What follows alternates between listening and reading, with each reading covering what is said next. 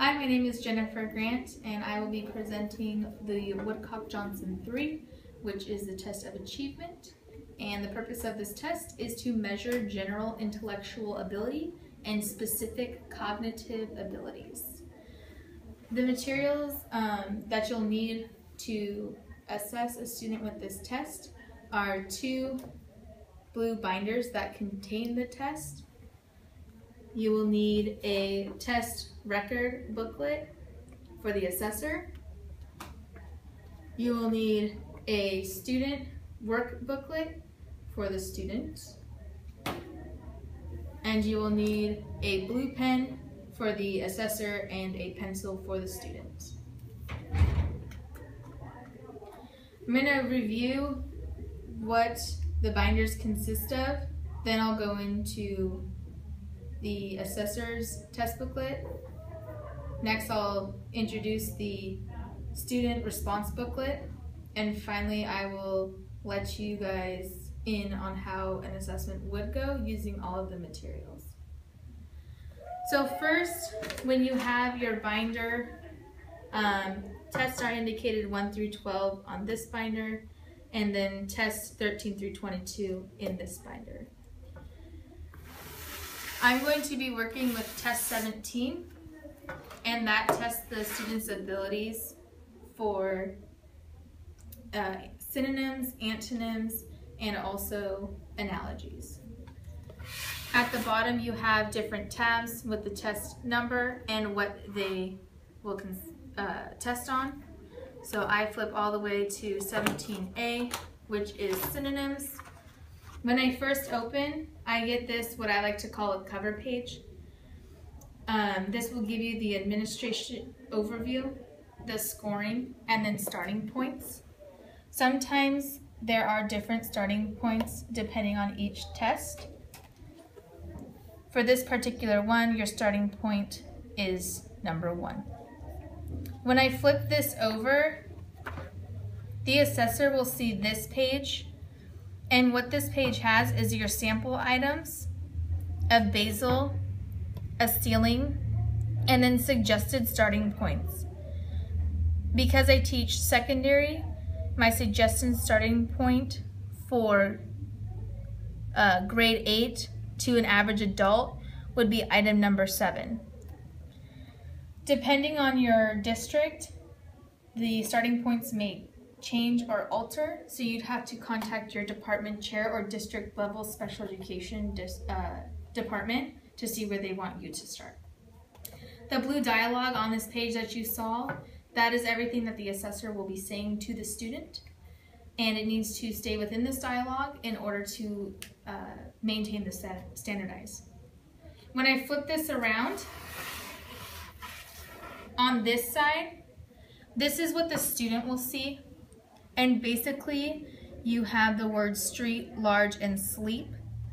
So for instance, if I was giving this, my dialogue would be another word that means street is road.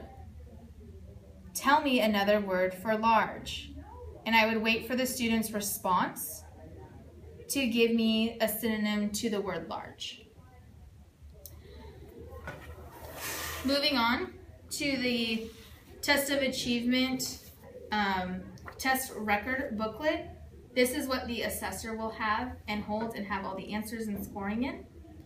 So if I open my test, because I was on test number 17,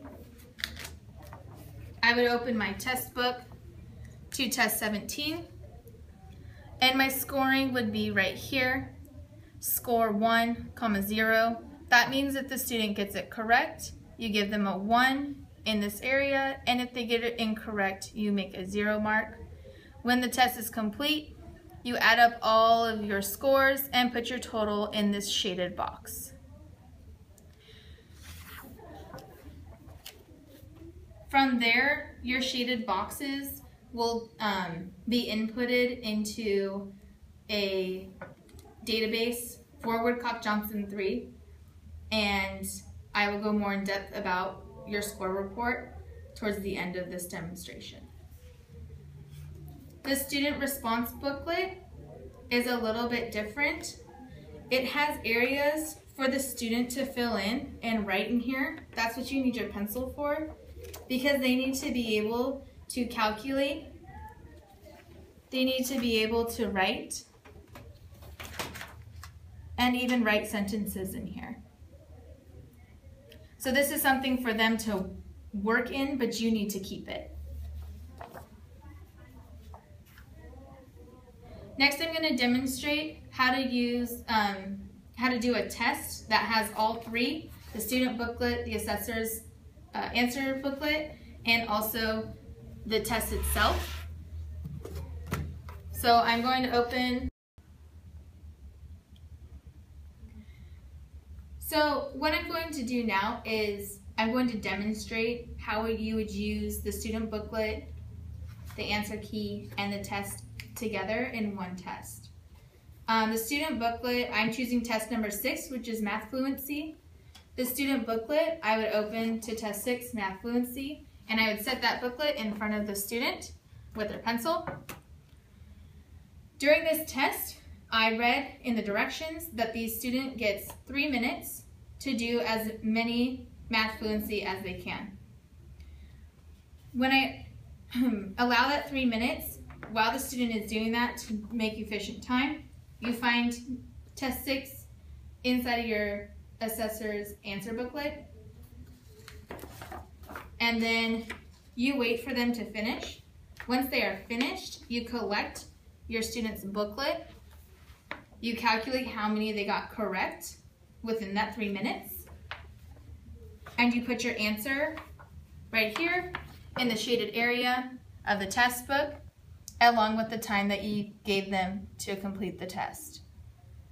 From there, once all of your tests are completed, and that is something you can get from your district or your department chair, once all the tests are completed, you go through your test of achievement answer booklet, and there is software that allows you to input all of your answers.